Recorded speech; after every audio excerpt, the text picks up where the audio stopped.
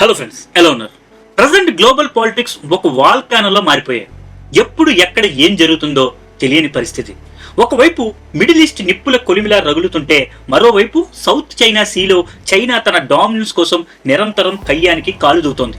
అయితే ప్రపంచమంతా ఈ భారీ యుద్ధాల వైపు చూస్తున్న వేళ మన పక్కనే ఉన్న పొరుగు దేశం నేపాల్ ఎవరు ఊహించిన విధంగా ఒక సాహసానికి ఒడిగట్టింది. హిస్టారికల్ గా తన సెక్యూరిటీ కోసం కళ్ళు మూసుకుని భారత్ ను నమ్మే నేపాల్ ఇప్పుడు అనూహ్యంగా తన లిమిట్స్ ని క్రాస్ చేసి ఇండియాకే సవాల్ విసిరే ప్రయత్నం చేస్తుంది. కానీ ఆ దేశం ఒక విషయం మర్చిపోతుంది, ఇది పాత భారతదేశం కాదు అని. సైలెంట్ గా ఉండడానికి మన ఎకానమీతో ముడిపడి ఉన్న ఒక అత్యంత సెన్సిటివ్ పాయింట్ మీద నేపాల్ కాలు వేసింది. భారత్ నుండి వచ్చే ప్రతి 100 రూపాయల వస్తువుపై భారీ జరిమానా విధిస్తూ నేపాల్ ప్రభుత్వం తీసుకున్న ఈ కాంట్రవర్షియల్ డెసిషన్ వెనుక పెద్ద కుట్రే కనిపిస్తుంది. అయితే ఈ జియో పొలిటికల్ గేమ్ లో వారు చేస్తున్న అతి పెద్ద తప్పు ఏంటంటే, భారత్ ఇచ్చే రిటర్న్ గిఫ్ట్ ఎలా ఉంటుందో వారు కలలో కూడా ఊహించలేకపోతున్నారు. నేపాల్ చేసిన ఈ పొరపాటుకు వారు ఎదుర్కోబోయే పరిణామాలు 100 రెట్లు తీవ్రంగా ఉండబోతున్నాయి. ఇది జస్ట్ ట్రేడ్ వార్ కాదు, సెల్ఫ్ రెస్పెక్ట్ కి సంబంధించిన ఇష్యూ. అసలు నేపాల్ కొత్త ప్రభుత్వం చేస్తున్న ఈ అతికి భారత్ చెక్ పెట్టే విధానం మాత్రం మామూలుగా లేదు. నేరుగా వాళ్ళ ఎకనామిక్ నర్వ్ సెంటర్ మీద కొట్టింది. మాటలతో చెబితే వినని వాళ్లకు చేతలతో చూపిస్తేనే బుద్ధి వస్తుంది అన్నట్లుగా భారత్ తన ఆర్థిక వ్యూహాలతో నేపాల్ కు రియాలిటీ చెక్ ఇచ్చింది. ఎన్నాళ్ళు ఇండియా ఇచ్చే సపోర్ట్ ని చాలా లోకుగా తీసుకుని ఎక్కడో ఉన్న చైనా, అమెరికాలతో చట్టా పట్టాలేసుకుని తిరుగుతున్న ఆ దేశానికి ఇప్పుడు ఒక్కసారిగా ఊపిరి ఆడని పరిస్థితి ఎదురవబోతుంది.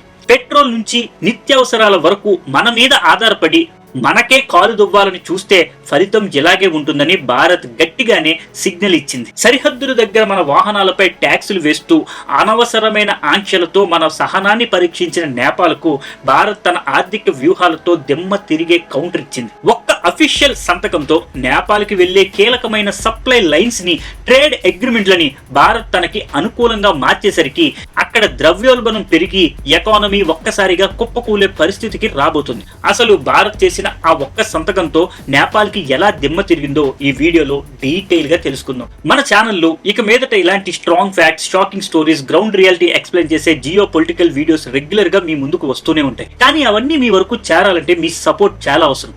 అందుకే ఈ వీడియోని స్కిప్ చేయకుండా చివరి వరకు చూడండి. భారత్ నేపాల్ మధ్య ఉన్న బంధం ఈ రోజుది కాదు. అసలు నేపాల్ కి వెళ్ళడానికి పాస్పోర్ట్ లేదు, వీసా లేదు అన్న రేంజ్ లో మన వాళ్ళు అక్కడికి వెళ్లి వ్యాపారాలు చేసేవారు. ఆఖరికి భారత ఆర్మీలో నేపాల్ యువత సేవలు అందించడం, మన వాళ్ళు అక్కడ బిజినెస్ సామ్రాజ్యాలు నిర్మించడం, ప్రాపర్టీలు కొనుక్కోవడం వరకు అంతా ఒక ఫ్యామిలీ రిలేషన్ లా సాగిపోయింది. అక్కడి పెద్ద పెద్ద హోటల్స్, వ్యాపారాల వెనక ఉన్నది మన ఇండియన్సే.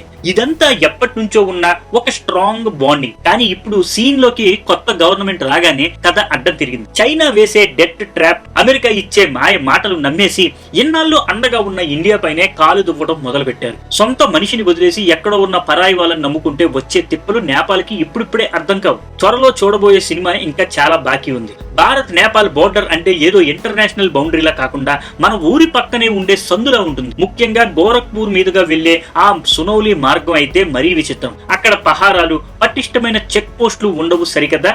ఇరువైపులు ఉన్న ప్రజలు మార్కెట్ కు వెళ్లినంత ఈజీగా అటు ఇటు తిరిగేస్తుంటారు. భారతీయులు ఎలాంటి డాక్యుమెంట్స్ లేకుండానే నేపాల్ లోకి హ్యాపీగా ఎంట్రీ ఇచ్చేవారు. కేవలం వాహనాలకు చిన్న ఎంట్రీ ఫీజు కడితే చాలు, ఆ దేశం మొత్తం చుట్టేయచ్చు. కానీ ఇప్పుడు సీన్ మారింది. నేపాల్ కొత్త గవర్నమెంట్ కొంచెం ఓవర్ యాక్షన్ చేస్తూ మన దేశ వాహనాలపై ట్యాక్సులు మోత మోగిస్తుంది. నిజానికి నేపాల్, చైనా, టిబెట్, ఇండియా లాంటి పెద్ద దేశాల మధ్యలో ఉన్న ఒక ల్యాండ్ లాక్డ్ కంట్రీ. అంటే చుట్టూ భూమి తప్ప సముద్రం జాడే లేదు. ఇలాంటి జియోగ్రఫీ ఉన్న దేశానికి ఇండియానే ఒక పెద్ద విండో లాంటిది. మన దేశం వైపు ఉన్న ఓపెన్ బోర్డర్స్ వల్లే వాళ్ళకు కావాల్సిన సరుకులు కానీ, సదుపాయాలు కానీ ఈజీగా అందుతూ ఉంటాయి. కానీ ఇప్పుడు అక్కడ సీన్ మారింది. కొత్త గవర్నమెంట్ ఏదో డెవలప్మెంట్ చేసేస్తామని చెప్పి చుట్టూ ఉన్న రూట్లను మర్చిపోయి మరీ వేరే దేశాల వైపు చూస్తోంది. చుట్టూ కొండలు, లోయలు ఉన్న నేపాల్ లాంటి దేశానికి ఇండియా ఇచ్చే సపోర్ట్ లైఫ్ లైన్ లాంటిది. జస్ట్ ఒకసారి ఇమాజిన్ చేసుకోండి, మీరు మీ సైకిల్ మీద లేదో నడుచుకుంటూ వెళ్తూ కేవలం 100 రూపాయల వస్తువుని తీసుకెళ్తే దానికి నేపాల్ బార్డర్ లో పెనాల్టీ కట్టాలి. 100 రూపాయల వస్తువు తెచ్చుకుంటే అక్కడ 160 రూపాయలు పెనాల్టీ కట్టాలంట. అంతటితో ఆగకుండా నేపాల్ రోడ్ల మీద ఎక్కడైనా ఇండియన్ వెహికల్ కనిపిస్తే చాలు, దానికి కూడా 100 రూపాయల ఫైన్ కట్టాల్సిందే. 1000 के है सर, ये 7 1000 पर कितना टैक्स लिया है? 274 रुपए। 75 रुपए ले ले। सस्ता पड़ता है इसीलिए तो हम सब नेपाल से उतना मेहनत कर आते हैं, नहीं तो सस्ता नहीं पड़ता तो हम लोग नेपाल से क्यों इंडिया आते सामान खरीदने।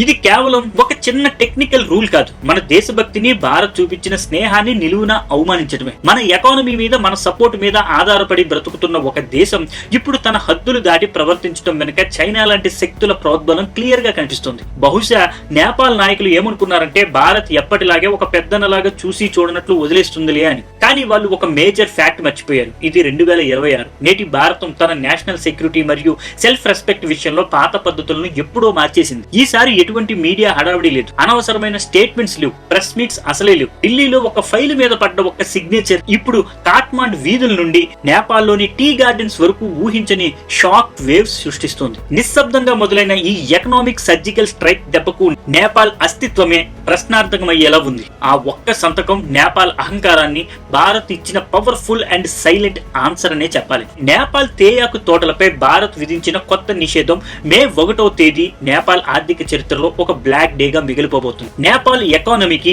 వెన్నెముక లాంటి టీ ఇండస్ట్రీ విషయంలో భారత్ ఎవరు ఊహించని విధంగా ఒక పవర్ఫుల్ మైండ్ గేమ్ ఆడింది. ఇన్నాళ్ళు మన మార్కెట్ ను వాడుకుంటూ మనపైనే కయ్యానికి కాలు దువ్విన వారికి అసలు దెబ్బ ఎక్కడ కొట్టాలో అక్కడే కొట్టింది ఢిల్లీ. అటు కాఠ్మాండ్ పాలకుల గుండెల్లో రైళ్లు పరిగెత్తించేలా ఇటు నేపాల్ టీ ఎగుమతులపై భారత్ విధించిన ఈ ఆంక్షలు ఆ దేశాన్ని కోలుకోలేని దెబ్బతీసాయి. ఏ విధమైన యుద్ధం లేకుండానే కేవలం పాలసీ నిర్ణయంతో ఒక దేశపు పొగర్ను ఎలా అణచవచ్చో భారత్ మరోసారి నిరూపించింది. ఇది కేవలం టీ పౌడర్ మీద నిషేధం కాదు, భారత్ ను తక్కువ అంచనా వేసినందుకు నేపాల్ అనుభవించబోతున్న ఒక చేదు అనుభవం. ఈ దెబ్బతో నేపాల్ లోని టీ ప్లాంటేషన్ ఓనర్ల నిద్ర పూర్తిగా కరువైపోయింది. తన వెనుక చైనా ఉందనే ఈగోతో ఇండియాను ఎదిరించవచ్చని కలలు కన్న నేపాల్ ఇప్పుడు ట్రేడ్ మార్కెట్ అంటే ఏంటో పూర్తిగా అర్థమవుతుంది. వాస్తవానికి ఇక్కడ సైలెంట్ గా ఒక టీ వార్ది మొదలైంది. తన ఖజానాను నింపుకోవడానికి భారతీయులపై, భారతీయ వాహనాలపై నేపాల్ ఆంక్షలు విధిస్తే దానికి ప్రతీకారంగా మన దేశం టీ బోర్డ్ ఆఫ్ ఇండియా ద్వారా అత్యంత కఠినమైన స్టాండర్డ్ ఆపరేటింగ్ అమల్లోకి తెచ్చింది. ఫలితంగా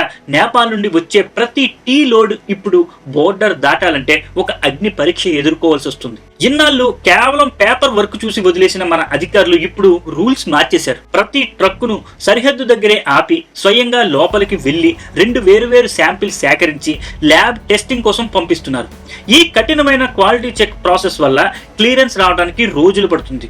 అటు సరుకు పాడవుతుంటే ఇటు అప్పులు ఊబిలో ఉన్న నేపాల్ ఎకానమీ కుప్పకూలిపోతుంది. బోర్డర్ లో సేకరించిన ప్రతి టీ శాంపుల్ ను కేవలం NABL అత్యాధునిక ల్యాబ్స్ లో మాత్రమే టెస్ట్ చేయించాలని రూల్ పెట్టింది. ఇక్కడే అసలైన జియోపొలిటికల్ మాస్టర్ స్ట్రోక్ ఉంది. ఒక్కో శాంపిల్ టెస్టింగ్ కోసం దాదాపు 11,120 రూపాయలతో పాటు GST కూడా చెల్లించాలి. అంటే సరుకు అమ్ముడుపోతుందో లేదో తెలియక ముందే నేపాల్ వ్యాపారులు భారీ మొత్తంలో డబ్బు మన దగ్గర డిపాజిట్ చేయాల్సి వస్తుంది. కానీ అసలు సవాల్ ఇది కాదు, ఆ ల్యాబ్ రిపోర్ట్స్ రావడానికి పట్టే 15 నుండి 20 రోజుల సమయం. అప్పటి వరకు ఆ టీ మొత్తాన్ని వేర్ హౌసెస్ లో దాచి ఉంచాలి. ఒక సామాన్య నేపాల్ రైతుకు గాని, చిన్న వ్యాపారికి గాని 20 రోజుల పాటు ట్రక్కులు, అద్దెలు, గిడ్డంగులు ఖర్చులు భరిస్తూ వ్యాపారాన్ని హోల్డ్ పెట్టేంత ఫైనాన్షియల్ కెపాసిటీ ఉండదు. పైగా ఆ టైం దాటితే టీ పొడి తన ఫ్రెష్నెస్ ని కోల్పోయి క్వాలిటీ దెబ్బతింటుంది. అలా పాడైపోయిన సరుకును మార్కెట్ లో ఎవరు కనీసం కన్నెత్తి కూడా చూడరు. మన ఎకానమీపై ఆధారపడుతూ మనకే జరిమానాలు విధిస్తే రిటర్న్ గిఫ్ట్ ఎంత పవర్ఫుల్ గా ఉంటుందో భారత్ చేతల్లో చూపిస్తోంది. నేపాల్ ఎకానమీకి భారత్ ఇచ్చిన ఈ దెబ్బ నిజంగా కోలుకోలేనిది, భరించలేనిది. ఇది కేవలం ఒక పాలసీ చేంజ్ కాదు, భారత్ ను తక్కువ అంచనా వేస్తే ఎదురయ్యే ఎకనామిక్ కాన్సిక్వెన్సెస్ కి ఒక పర్ఫెక్ట్ ఎగ్జాంపుల్. మరి ఇంతటి కఠినమైన నిర్ణయం తీసుకోవడానికి భారత్ మాత్రమే బాధ్యత వహిస్తుందా అంటే ఖచ్చితంగా కాదు. దీని వెనక మన దేశానికి గర్వకారణమైన డార్జిలింగ్ టీ బ్రాండ్ ఇమేజ్ ను కాపాడాలనే ఒక బలమైన విజన్ కూడా ఉంది. డార్జిలింగ్ తేయాకు ప్రపంచ వ్యాప్తంగా ఒక ప్రత్యేకమైన గుర్తింపు ఉంది. కానీ గత కొంతకాలంగా కొందరు స్వార్థపరులైన వ్యాపారవేత్తలు నేపాల్ నుండి నాసిరకం తేయాకును తక్కువ ధరకు ఇంపోర్ట్ చేసుకుని దానిని డార్జిలింగ్ టీ పేరుతో కలిపి విక్రయిస్తూ మన బ్రాండ్ ను మంటగలుపుతున్నారు. ఈ మాఫియా వల్ల మన దేశ ప్రతిష్ట దెబ్బతినడమే కాకుండా మన దేశ రైతులకు తీవ్రమైన అన్యాయం జరుగుతుంది. అందుకే ఈ అక్రమ దందాన్ని వేలతో సహా పెకిలించి వేయడానికి భారత్ ఈ లీగల్ వెపన్ కూడా ప్రయోగించింది. ఇక పొలిటికల్ యాంగిల్ చూస్తే నేపాల్ ఇప్పుడు ఒక బ్యాక్ స్టాబర్ గా ప్రవర్తిస్తోంది. ఒకవేళ భారత్ తన మార్కెట్ ద్వారాలను పూర్తిగా మూసివేస్తే వాళ్ళు వెంటనే తమ సరుకును చైనాకు పంపుతామని బెదిరింపులకు దిగే ఛాన్స్ ఉంది. కానీ వాస్తవం ఏమిటంటే చైనాకు సరుకు పంపడం అంటే అది కేవలం మాటల్లో చెప్పినంత ఈజీ కాదు. భారత్ ను కాదని చైనా వైపు చూస్తే అది నేరుగా నిప్పుతో చెలగాటం ఆడటమే అవుతుంది. నేపాల్ తీసుకున్న ఈ తప్పుడు నిర్ణయం ఆ దేశాన్ని ఆఖరికి సెల్ఫ్ డిస్ట్రక్షన్ వైపు తీసుకెళ్తుంది. మనతో పెట్టుకుంటే ఫలితం ఎంత చేదుగా ఉంటుందో నేపాల్ టీ రుచి చూపిస్తోంది. నేపాల్ వాళ్ళ భ్రమ ఏంటంటే భారత్ కాకపోతే చైనా ఉందని. కానీ వాస్తవం ఏంటంటే చైనా ప్రపంచంలోనే one of the biggest tea producer. వారికి నేపాల్ నుండి వచ్చే టీ అసలు అవసరమే లేదు. హిమాలయాలను దాటుకుంటూ అంత లాజిస్టిక్స్ ఖర్చు భరించి నేపాల్ టీని కొనే సాహసం చైనా ఎప్పటికీ చేయదు. అంటే నేపాల్కు ఉన్న ఏకైక మార్గం, ఏకైక ఆశ కేవలం భారతదేశం మాత్రమే. ఇప్పటికే నేపాల్ ఫారిన్ ఎక్స్చేంజ్ రేట్లు దారుణంగా పడిపోయాయి. టీ ఎగుమతుల ద్వారా వచ్చే డాలర్లే ఆ దేశానికి మేజర్ లైఫ్ లైన్. ఇప్పుడు శ్రీలంక, పాకిస్తాన్ల పరిస్థితి చూస్తుంటే నేపాల్ కూడా అదే ఎకనామిక్ కొలాప్స్ వైపు దూసుకుపోతుంది. ఈ పరిణామాలన్నీ ప్రపంచానికి ఒక క్లియర్ అండ్ పవర్ఫుల్ మెసేజ్ ని పంపుతున్నాయి. మన మార్కెట్ పవర్ ను ఒక స్ట్రాటజిక్ వెపన్ లా ఎలా వాడాలో భారత్ ఇప్పుడు ప్రపంచానికి చేసి చూపిస్తుంది. ఇకపై రూల్ సింపుల్. మనతో స్నేహంగా ఉండేవారికి మన మార్కెట్ ఒక వరం. కానీ వెన్నుపోటు పొడవాలని చూస్తే మాత్రం అది కోలుకోలేని శాపం. మన ఎకనామిక్ మైట్ ముందు ఏ దేశమైనా తల వంచక తప్పదు. ఇది నవ భారతం. ఇక్కడ దెబ్బ తగిలితే నొప్పి కాట్మాండు దాకా కాదు, ప్రపంచమంతా వినిపించాలి. భారతదేశం యొక్క మంచితనాన్ని బలహీనతగా ఊహించుకుని మనపైనే కుట్రలు చేసేవారికి ఇకపై మన మార్కెట్ ద్వారాలు శాశ్వతంగా మూసుకుపోతాయి. ఇది కేవలం హెచ్చరిక కాదు, భారత్ అమలు చేస్తున్న పక్కా యాక్షన్ ప్లాన్. ఇప్పుడు బంతి నేపాల్ న్యాయస్థానాలు మరియు పాలకుల కోర్టులోనుంది. వారు తమ అనవసరపు అహంకారాన్ని పక్కన పెట్టి చేసిన తప్పును సరిదిద్దుకుని మళ్ళీ స్నేహహస్తం అందిస్తారా, లేక చైనా వేసిన డెప్ట్ ట్రాప్ లో చిక్కుకుని తమ సొంత ప్రజల ఆర్థిక పునాదులను నిలువునా నాశనం చేసుకుంటారా అన్నది కాలమే నిర్ణయిస్తుంది. ఏది ఏమైనా తన సెల్ఫ్ రెస్పెక్ట్ మరియు ఎకనామిక్ ఇంట్రెస్ట్ ని కాపాడుకోవడంలో భారత్ ఎంతటి కఠినమైన నిర్ణయానికైనా వెనుకాడదని ఈ టీ వార్ స్పష్టం చేసింది. ఫ్రెండ్స్, నేపాల్ తీసుకున్న ఈ వివాదాస్పద నిర్ణయంపై మరియు భారత్ ఇచ్చిన ఈ సైలెంట్ కౌంటర్ అటాక్ పై మీరేమనుకుంటున్నారు? నేపాల్ తన తప్పు తెలుసుకుంటుందా, లేక శ్రీలంక లాగే సంక్షోభంలోకి కూరుకుపోతుందా? దయచేసి మీ అభిప్రాయాన్ని కింద కామెంట్ సెక్షన్ లో తెలియచేయండి. ఈ వీడియో మీకు నచ్చినట్లయితే వెంటనే లైక్ చేయండి. మీ ఫ్రెండ్స్ అండ్ ఫ్యామిలీస్ కి షేర్ చేయడం మర్చిపోకండి. అలాగే strong facts, shocking stories, defence updates, ground reality explain చేసే జియో పొలిటికల్ ఇన్ఫర్మేటివ్ వీడియోస్ కోసం ఇప్పుడే మన ఛానల్ ని సబ్స్క్రైబ్ చేసుకోండి. మరో ఇంట్రెస్టింగ్ టాపిక్ తో మళ్ళీ కలుద్దాం. అంతవరకు సెలవు. జై హింద్.